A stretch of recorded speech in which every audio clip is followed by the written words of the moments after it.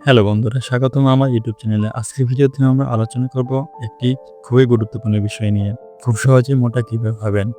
অনেকেই আছেন যারা ওজন বাড়াতে চান কিন্তু সঠিক দিক নির্দেশনার অভাবে পারছেন না। চিন্তা করবেন না। আজ আমি আপনাদের সাথে শেয়ার করব কিছু সহজ এবং কার্যকরী টিপস যা আপনাকে সুস্থভাবে ওজন বাড়াতে সাহায্য করবে।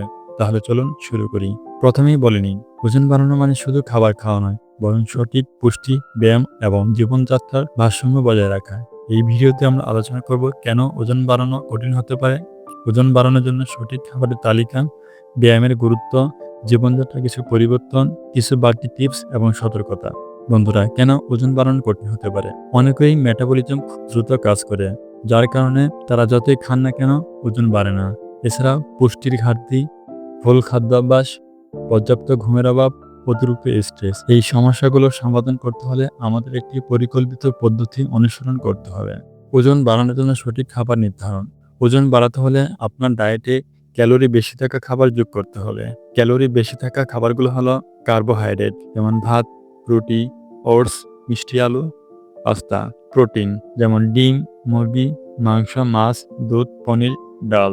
স্বাস্থ্যকর ফ্যাট, বাদাম, কাজু, মাখন, ঘি, অলিভ অয়েল। ফল ও শাকসবজি, কলা, আম, আলু, ভুট্টা। সঠিক খাবার আপনি কিভাবে খাবেন? দিনে ৫ থেকে ৬ বার ছোট ছোট মিল খান।